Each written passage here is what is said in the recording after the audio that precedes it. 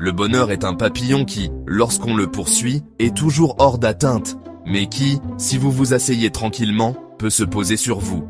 C'est ce que disait Nathaniel Hawthorne. Jean Freddy, l'artiste haïtien, m'a dit un jour « Le grand bonheur, c'est comme un feu d'artifice. Beau, bruyant, mais vite terminé. Le petit bonheur, c'est une bougie. Calme, constant, et il dure. » Il avait raison, on court après les grands moments, les gestes grandioses, en oubliant le pouvoir tranquille du quotidien. On aspire aux histoires d'amour des films, oubliant la chaleur d'une main tendue. On rêve de gagner à la loterie, négligeant la satisfaction du travail bien fait.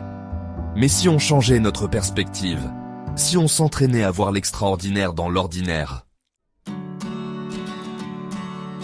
Je me souviens d'une époque, il y a des années, où j'avais du mal à écrire.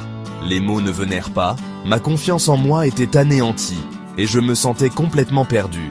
Puis, un jour, j'ai décidé de faire du pain. En pétrissant la pâte, sentant la texture changer sous mes doigts, un sentiment de calme m'a envahi. Le simple acte de création, de transformer la farine et l'eau en quelque chose de tangible et de réel, m'a rempli d'une joie tranquille. C'était une petite victoire, mais cela m'a rappelé le pouvoir des efforts simples. On pense souvent au bonheur comme à quelque chose qui nous arrive, un coup de chance ou un caprice du destin.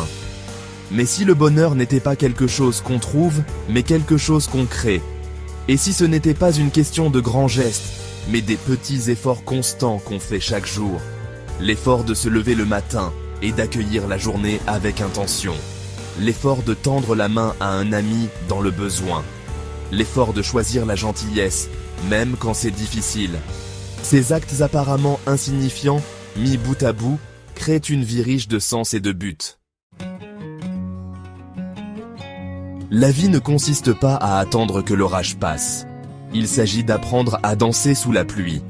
Il s'agit de trouver de la joie dans les moments quotidiens, dans les triomphes discrets et les plaisirs simples. Alors, allez-y, savourez cette première tasse de café. Écoutez le chant des oiseaux pendant votre trajet matinal. Dites à quelqu'un que vous l'aimez. Ces petits actes de joie, tissés ensemble, créent la tapisserie d'une vie bien vécue.